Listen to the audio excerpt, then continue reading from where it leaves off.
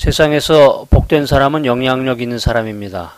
물질과 명예가 많이 있어도 영향력이 없는 사람이 있는 반면에 물질과 명예가 없어도 영향력이 큰 사람이 있습니다. 영향력이 있는 사람은 죽어도 수많은 사람들에게 선한 영향력을 미치게 됩니다. 우리가 성경에서 접하게 되는 존경하는 인물인 사도 바울은 역사상 가장 영향력 있는 사람이었습니다. 자, 그러면 영향력 있는 리더가 되기 위한 필수품은 무엇인가 한번 생각해 보겠습니다. 사도 바울은 순례자였고 복음 전파를 위해서 여행을 다녔습니다. 그의 삶의 목적은 선교였고 주특기는 여행이었습니다. 우리가 사도행전 19장 이하를 보면 그 3차 선교 여행에 대한 말이 나오는데요.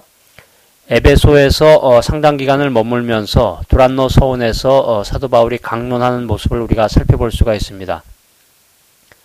그때 하나님이 사도 바울의 손을 통해서 능력을 나타내셨고 병이 떠나고 악귀가 떠난 그 기사가 기록되어 있습니다. 그런 능력을 통해서 에베소 사역이 확장되어져 나갔던 것입니다. 그래서 에베소에서 존경을 받고 사역이 성공했지만 사도 바울은 로마로 시선을 돌리게 됩니다.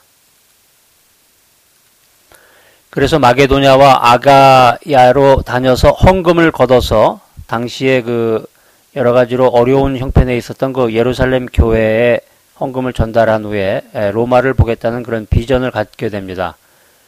로마도 보아야 하리라 라고 하는 말이 여기서 나오게 되는데요.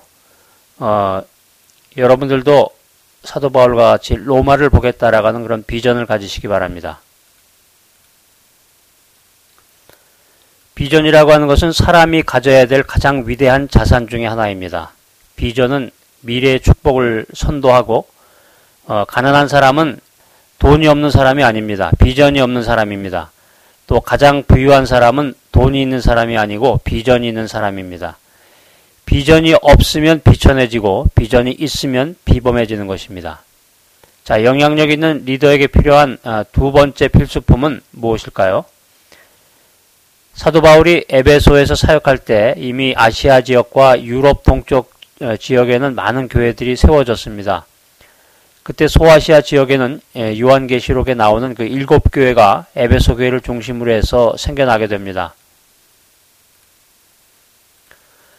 자, 그래서 성경에서 나오는 그 이름처럼 서머나, 버가모, 도아디라, 사데, 빌라델비아, 라오디기아 교회 등이 세워지게 되는 것입니다.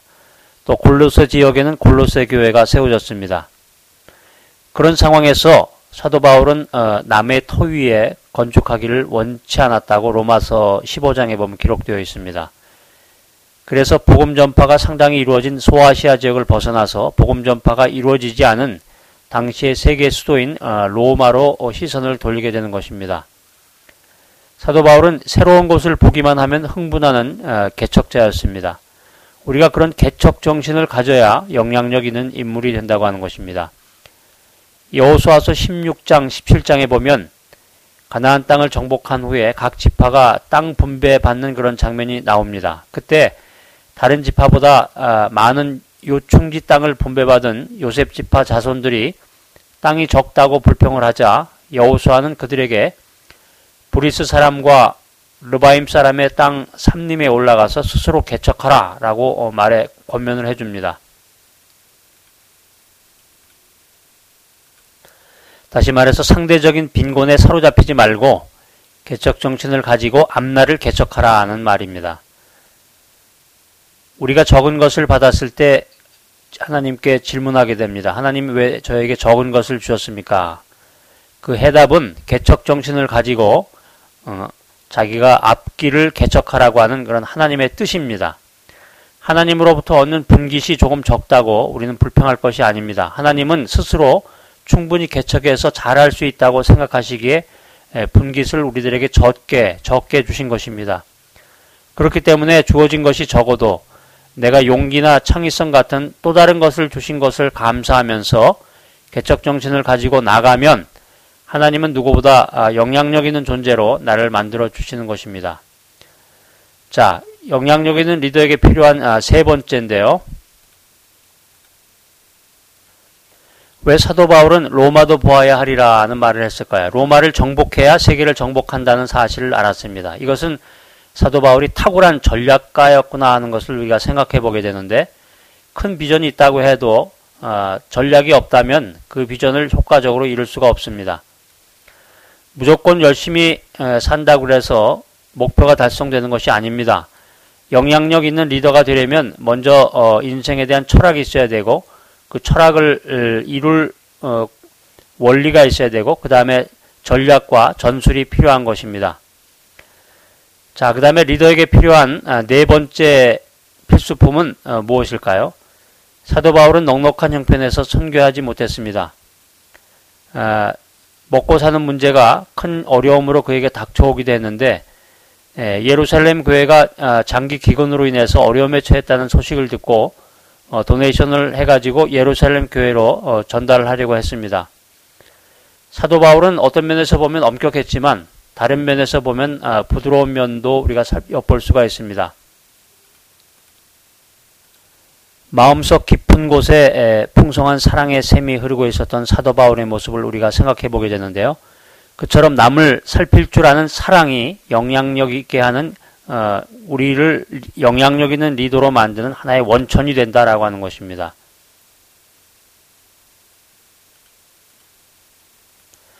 그래서 우리가 영향력 있는 인물이 되기 원한다고 하면 다른 사람에 대한 관심과 또 사랑을 전달해야 되는 것이고요. 마지막으로 영향력 있는 리더에게 필요한 마지막 다섯 번째 필수적인 요소는 무엇일까요? 자, 사도 바울은 탁월한 능력과 실력을 가진 사람이었지만 일을 혼자 하려고 하지 않고 협력 시스템을 구축을 했습니다. 그래서 항상 바나바나 실라, 누가, 루디아와 같은 헬퍼들이 항상 그의 옆에 대기하고 있었습니다. 사도행전에 보면 사도 바울이 에베소를 중심으로 소아시아에서 사역을 할 때 디모데와 에라스도가 사도 바울과 함께 사역했다라고 하는 것을 우리가 알 수 있습니다. 사도 바울은 공동체 정신과 협력 정신이 뛰어난 리더였다라고 하는 것입니다. 협력 사역을 한다고 해서 꼭 그 파트너와 함께 붙어 다녀야 하는 것은 아닙니다. 사도 바울은 디모데와 에라스도가 그의 조력자였지만 그들을 사역의 필요에 따라서 마게도냐로 보내기도 했습니다. 사도 바울은 조력자들과 함께 사역하면서 필요할 때는 그 조력자들을 가장 적재적소에 배치함으로써 하나님의 사역을 이루어냈습니다. 협력의 원리를 아는 사람이 영향력 있는 리더가 된다라고 하는 것입니다. 좋은 믿음의 친구와 좋은 믿음의 동료를 위해서 기도하십시오. 그리고 서로 좋은 격려의 말을 통해서 믿음의 동역자가 되시기 바랍니다. 이 세상의 어떤 만남도 우연이 아닙니다. 그 만남을 소중히 여기고 마음과 정성과 관심과 물질과 말로 서로를 위로하고 격려하며 그 만남을 창조적인 만남으로 승화시킨 사람만이 영향력 있는 리더가 될 수 있습니다.